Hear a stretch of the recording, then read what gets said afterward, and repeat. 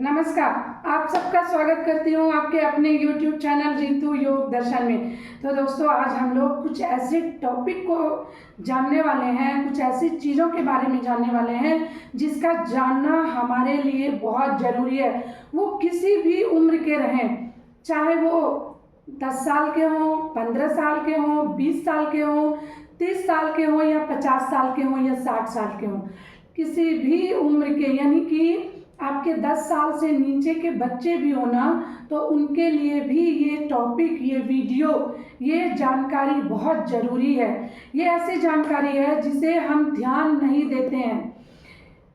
आप कभी आपने सोचा है कि हमारी कमर कितनी होनी चाहिए? नॉर्मली, ऐसा नहीं कि हमारा फिजिक्स सही ही होना चाहिए, हम जीरो फिगर देखें, ये सोचकर मैं आज इस वीडियो में नहीं बोल रही हूँ।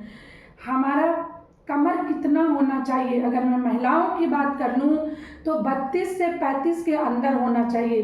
पुरुषों की बात कर लूँ तो वो 40 से ज़्यादा नहीं होना चाहिए। अगर आपका कमर उससे ओवर हो रहा है, उससे ज़्यादा हो रहा है, तो कहीं ना कहीं आपके अंदर विज़रल फैट बढ़ रहा है। विज़रल फैट क्या होता है, ये इसको क्यों कहते हैं कि ये बढ़ रहा है तो ये खतरनाक है? हमारे स्किन के नीचे जो फैट होते हैं ना, उसे सबक्यूटेनियस फैट कहा जाता है। और जो हमारे अंदर, जो हमारे गुहा में, हमारे आंतों के बीच, हमारे पेटों के अंगों में जो फैट बनते हैं, उसे विज़रल फैट कहा जाता है। जब विज़रल फैट हमारे अंदर बढ़ती है तो हमें लीवर में प्रॉब्लम आती है, हमें हार्ट डिजीज़ होते हैं, हमें माइग्रेन जैसी या और भी कई समस्याओं का सामना करना पड़ता है। हमारा मेटाबॉलिक रेट कम होता है। ये विज़रल फैट होता क्या है? ये विज़रल फैट जो हमारे इंटरनल, अंदरूनी जो अंग हैं, जो हमारे लिए काम करते हैं, यानी कि हमारे लीवर, यकृत, किडनी, हमारे पैनक्रियास, हमारी इंटेस्टाइन, आंतें, स्प्लीन, उन सब के ऊपर ना, जैसे आपने देखा होगा बरसात में काई, कजली, हमारे घरों में उन्हें कजली बोला जाता है, कजली जम गई है। ऐसे लोग जो अपनी अपनी जगह पर उसे काई बोलते हैं हिंदी में। तो वो जमते हैं ना, जिस पे आप स्लिप करते हैं, स्लिप कर जाते हैं बरसात के दिनों में, पानी कहीं स्टोर होता है या उस तरह में, जो वो परत जमती है ना, उसे कवर कर लेती है उस जमीन को, उस जगह को। उसी तरह से ये विज़रल फैट जो होते हैं ना, हमारे अंदरूनी अंगों को, इंटरनल जो हमारे ऑर्गन्स है ना, उसको कवर कर देते हैं। और सोचिए, जब कोई भी चीज़ के ऊपर अगर कवर चढ़ गया तो क्या वो सांसें ले पाएगी? क्या उसमें ब्लड का सर्कुलेशन हो पाएगा? क्या उसमें ऑक्सीजन सप्लाई हो पाएगी? आप पॉलीथीन से किसी चीज़ को कवर कर दीजिए, नहीं होगी ना। यही वो फैट है। क्या वो हमारी जो अंग है, जो उसका काम है, जैसे लीवर का काम है स्टोर करना हमारे खाने को, हमारे ऊर्जा को, हमारे आंतों का काम है उसे पचाना, हमारे स्प्लीन का काम है हमारे लिए जो वाइट ब्लड सेल्स का निर्माण करना। इस तरह के जो काम होते हैं, तो क्या वो कर पाएंगे? हमारी पैनक्रियाज का काम है इंसुलिन जैसे हार्मोन का क्रिएशन, तो क्या वो काम कर पाएंगे? कोई भी चीज़ जब उसको जकड़ लेगा तो वो नहीं कर पाएंगे। इस सिचुएशन में हमें कितने डिजीज़ हो सकते हैं, ये तो आप खुद अंदाज़ा लगा सकते हैं। आज के बच्चे भी डायबिटिक हो रहे हैं, उन्हें उनका कोलेस्ट्रॉल का लेवल बढ़ रहा है, उन्हें थायराइड हो रहा है, उन्हें उनका फैट इतना बढ़ जा रहा है कि डॉक्टर उन्हें खाने के लिए मना कर रहे हैं। मैं सबसे पहले आप लोगों को ये बताना चाहूँगी कि आप अपने दिनचर्या में योग को तो शामिल करिए ही करिए। इसके साथ ही जो आज के बच्चों की एक्टिविटी कम हो रही है, वो अगर योग नहीं कर सकते तो उसे कहीं खेल कूद वाली जगहों में शामिल कर दीजिए। उन्हें 1 घंटा रूटीन से उस जगह पर भेजिए जहाँ वो खेल पाए, खुली हवा में सांस ले पाए।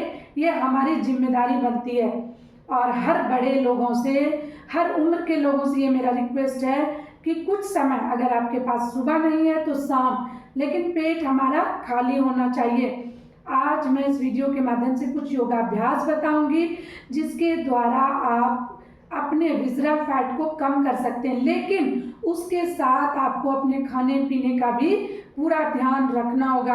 आप रेशेदार सब्जियां लें, आप अनकुक्ड खाना खाएं, मतलब आधी पकी हुई, जैसे आप वेजिटेबल होते हैं ना उसे पूरा कुक ना करें, आधा पकाएं।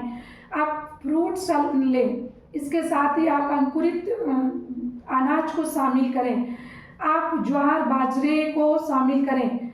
आप व्हीट लेते हैं, गेहूं की रोटी लेते हैं ना, वो हमारे शुगर को बहुत जल्द स्पाइक करता है, जैसे खाए आपकी शुगर लेवल बढ़ जाएंगे। लेकिन ज्वार बाजरे की रोटी अगर आप लेते हैं अपने डिनर में, अपने लंच में, तो वो शुगर को ना बढ़ाता तो है, उससे भी स्पाइक होती है, लेकिन एकदम स्लो, तो वो हमारे हेल्थ के लिए सही है। इसके अलावा पानी आप सही मात्रा में जरूर पिए। सुबह खाली पेट पानी गर्म गुनगुना जरूर पिए। इन सारी चीज़ों को थोड़ी सी अपनी हैबिट्स में शामिल करें।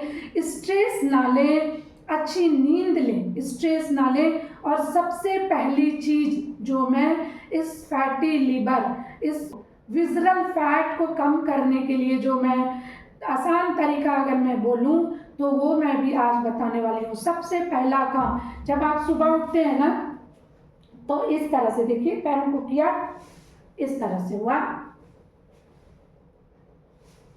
2 3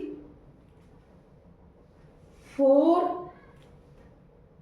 5, मतलब कि देखिए साइड से दिखा रही हूँ, आपको इस तरह से बैठना है और बिना किसी सपोर्ट के कोशिश ये करना है कि हम अपने ग्लूट को अपने ऊपर करें, इस तरह से, 1 2 3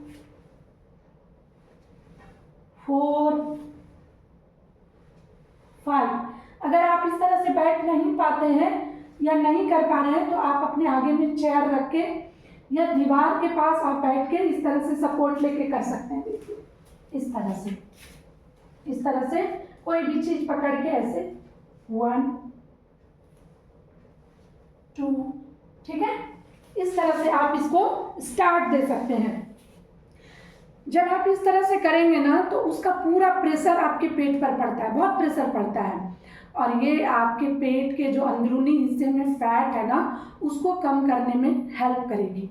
और दूसरी, आप उकड़ू बैठने की कोशिश करेंगे इस तरह से, 1 2 3, ठीक है। घुटने को ज़्यादा ऐसे बाहर नहीं करना है। फिर से देखिए इस तरह से मैं खड़ी हो गई आपके सामने। अब यहाँ से देखिए, घुटने को ऐसे बाहर नहीं करना है। कैसे करना है देखिए, 1, आप यहाँ बैठ सकते हैं तो बैठ जाए ऐसे, सांस भर के उठे, सांस छोड़कर फिर बैठे, 2, फिर उठे, 3, इस तरह से। जब आप इस तरह इसे करेंगे ना, शुरुआत में आप 5 करें, उसके बाद धीरे धीरे इसको 10 करें और धीरे धीरे 10 या 15 के 3 सेट करें।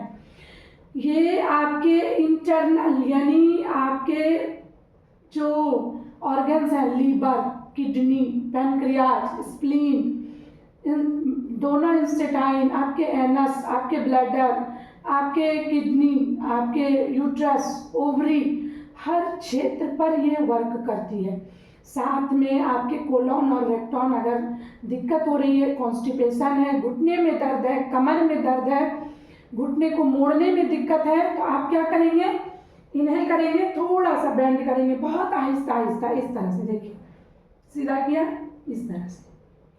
तो इसको करने से इसके जो आपके पेट के फैट है, कमर के फैट है, वो तो कम होंगे ही, जो आपके विसरल फैट अंदर है ना उसको भी कम करने में हेल्प मिलेगी। तो 2 चीज़ें बहुत आसान, कोई टेक्निक नहीं और करने में भी बहुत आसान है। तो ये 2 चीज़ों को शामिल करना सबसे पहले सुबह। उसके बाद आप देखिए, सुबह जब उठते हैं ना, आपको इस तरह से बैठना है, ऐसे बैठकर आपको पानी पीना है रोज। आपको जितना पिया जाए, 1 2 3 गिलास आपको पी लेना है। ये हो गई आपकी 3 चीज़ें। चौथी चीज़ों पे हम लोग चलते हैं, तो इस तरह से बैठ जाना है, ऐसे इस तरह से बैठना है। सबसे इजी आसना है बालासना, जो आपके पेट, पीठ, फैट पेट के, पीठ के इंटरनल जितने ऑर्गन्स हैं ना, उसके फैट को हटाने में आपकी मदद करेगी। तो इनहेल करिएगा इस तरह से ऊपर और एक्सेल करिएगा इस तरह से नीचे। Inhale up, exhale down. ये इसे भी आप 10 के 3 सेट में स्टार्ट करें, धीरे धीरे 20 के 3 सेट करें। अगर आप फैटी लिवर से परेशान हैं तो कहीं ना कहीं ये रीजन है, क्योंकि आपका खान पान गलत था, आप बहुत ज़्यादा। और हमेशा ये चीज़ ध्यान रखिए कि अगर आपके इंटरनल पार्ट्स पर दिक्कतें आ रही हैं, विज़रल फैट आपका ज़्यादा है, आपके पेट नाशपाती या सेब के आकार का हो रहा है, तो इस पर फोकस आपको करना ही होगा। नहीं करेंगे तो आप बड़ी बीमारियां, लीवर कैंसर जैसी बीमारियों के शिकार हो सकते हैं, आपको हार्ट अटैक आ सकता है। अपनी लिपिड प्रोफाइल को हमेशा चेक करते रहें। अगर आपका कमर 40 से ज़्यादा है तो आपके पेट उस आकार से निकल रहे हैं तो आप आज ही सावधान हो जाइए। इसके बाद जब ये आसनास आपके खत्म हो जाए तो इस तरह से हाथ को रखिए, लंबी गहरी सांस भरते हुए इस तरह से देखिए, इस तरह से इसको कर लीजिए। इसे 5 से 10 बार 10 से 15 सेकेंड होल्ड करते हुए करिए। इससे आपकी पूरी आंतों पर भी प्रेशर पड़ता है। और फिर सामने ले आइए पैरों को, शुरुआत में इस तरह से और फिर यहाँ से इस तरह से देखिए। सांस भर लीजिए, आगे लाइए चेहरे को, सांस छोड़ते हुए नीचे इस तरह से। इसे भी आपको 10 टाइम्स रिपीट करने हैं। अब यहाँ से दोनों हाथ को शोल्डर के लेवल में रखते हुए पैरों को पीछे कर लीजिए इस तरह से। अब यहाँ से इनहेल करिए, एक्सेल करिए। ये आपकी पूरी बॉडी पर वर्क करेगा, आपके पेट के, आपके बैक के, आपके कमर के, आपके आर्म्स के जो बाजू में फैट रहते हैं, शोल्डर पे। अगर आपके यहाँ हम्प है, फूले हुए से बने हुए, तो उसको भी ये कम करेगा। तो एक्सेल, फिर से इनहेल अप, एक्सेल डाउन। इसको रिपीट करिए 10 के 3 सेट में। इसको जब 10 के हो जाए तो दोनों एल्बो को आप इस तरह से रखेंगे, हाथों को लॉक करेंगे और धीरे धीरे अपने बटक को नीचे, लोअर बैक को इस तरह से सामने की तरफ देखेंगे, ऐसे ऐसे इस तरह सामने की तरफ देखते हुए इसे 5 सेकेंड से स्टार्ट करेंगे। 5 सेकेंड नॉर्मल ब्रीथ के साथ, नॉर्मल सांस लेना है, रुकना है, सांस नहीं रोकना है। सांस के साथ रुकेंगे और जब आपको लगेगा मैं नहीं रुक पाऊंगा या पाऊंगी, आप धीरे धीरे इस तरह से रिलैक्स हो जाएंगे ऐसे। इसे शुरुआत में आप 5-5 सेकेंड करके करें रिपीट 3 से 5 बार, फिर धीरे धीरे 15 से 20 सेकेंड और धीरे धीरे 30 सेकेंड पे आके कम से कम इस प्लंक जो मैंने लास्ट में बताया इसे 10 बार करना है। आप फिर से देख लीजिए, जैसे आपने इस तरह से इनहेल अप, एक्सेल डाउन, इसे 10 के 3 सेट में और फिर प्लंक को कम से कम 5 से 10 बार रिपीट करिएगा इस तरह से। यहाँ रुकना है 5 से 10 सेकेंड और फिर वापस रिलैक्स होना है। इसे 10 टाइम्स रिपीट करिएगा। ये हो गए। जब आपके इतने आसन खत्म हो जाए तो आपको धीरे धीरे लेट जाना है इस तरह से। और लेट के जो आपका पहला आसन होगा वो होगा, एक एक पैरों को इस तरह बेंड करिए। अगर आपको कमर में बहुत ज़्यादा दर्द रहता है तो पैरों को अंदर खींच के इस तरह चेस्ट से लगा दीजिए, सांस छोड़ के बाहर, फिर इनहेल करिए अंदर, फिर एक्सेल करिए बाहर, फिर इनहेल करिए अंदर, एक्सेल करिए बाहर। शुरुआत में आपको इस तरह से करना है और फिर जब आपकी अच्छी प्रैक्टिस हो जाए, दोनों पैरों को बेंड किया और लंबी सांस भर के इस तरह से पैर अंदर। अगर आपको कमर में दर्द है तो सिर्फ इस तरह करिए, और अगर आपकी को कोई दिक्कत नहीं है तो आप इस तरह से सांस भर के आइए, सांस छोड़ दीजिए। सांस नॉर्मल लेते हुए रुकना है, फिर वापस आके सांस छोड़ देना है और इस तरह रिलैक्स हो जाना है। फिर से एक बार देखिए,